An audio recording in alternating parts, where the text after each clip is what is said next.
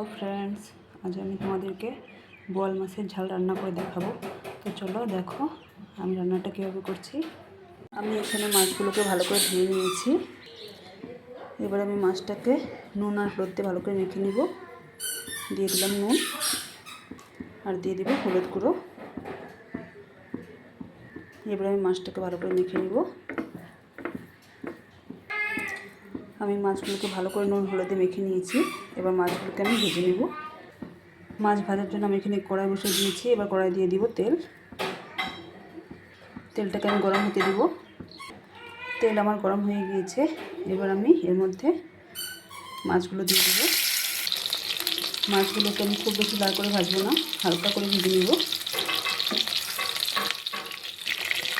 মাছগুলো আমার হালকা করে ভাজা হয়ে গিয়েছে। এবার আমি এগুলোকে তুলে নেব। এবার আমি বাকি মাছগুলোকে ভেজে নেব।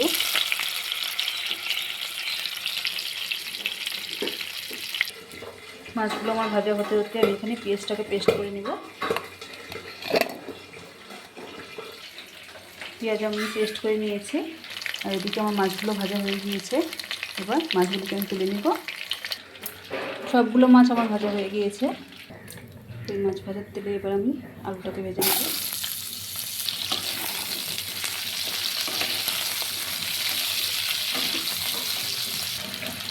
আলু ভাজার মধ্যে আমি সামান্য একটু নুন দিয়ে দেবো। এবার আলুটাকে আমি লাল লাল করে ভেজে নেব। আলুগুলোকে লাল লাল করে ভেজে নিয়েছি। এবার তুলে নেব। এবার আমি গ্রেভির জন্য ফোড়ন দিয়ে দেবো গোটা জিরে, শুকনো লঙ্কা আর তেজপাতা। এবার আমি এর মধ্যে দিয়ে দিব পেঁয়াজ বাটা।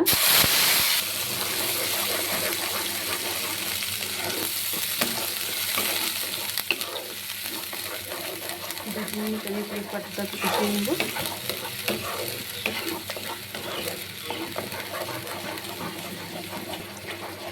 পেঁয়াজ বাটাটাকে আমি কষিয়ে নিয়েছি।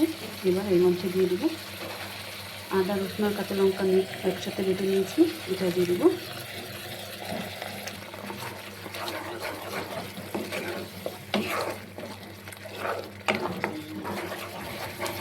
পেঁয়াজের রসুন আর কাঁচা গন্ধ আমার চলে গিয়েছে।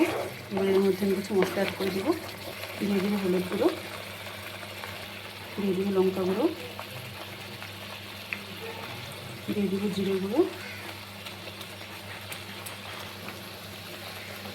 আর দিয়ে দেবো ধনে গুঁড়ো। এবার এর মধ্যে স্বাদ মতো নুন দিয়ে এবার মশলাটাকে আমি ভালো করে কষিয়ে নেব।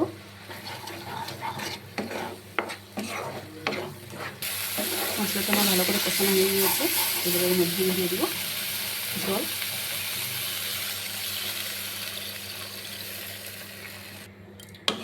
এবার ঝোলটাকে আমি ফুটতে দিব। ঝোলটা আমার ফুটে গিয়েছে। এবার এর মধ্যে দিয়ে দিব আমি ভেজে রাখা আলু।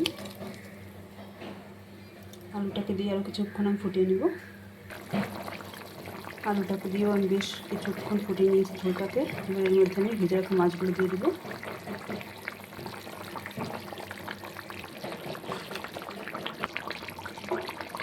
মাছগুলো আমার দেওয়া হয়ে গিয়েছে।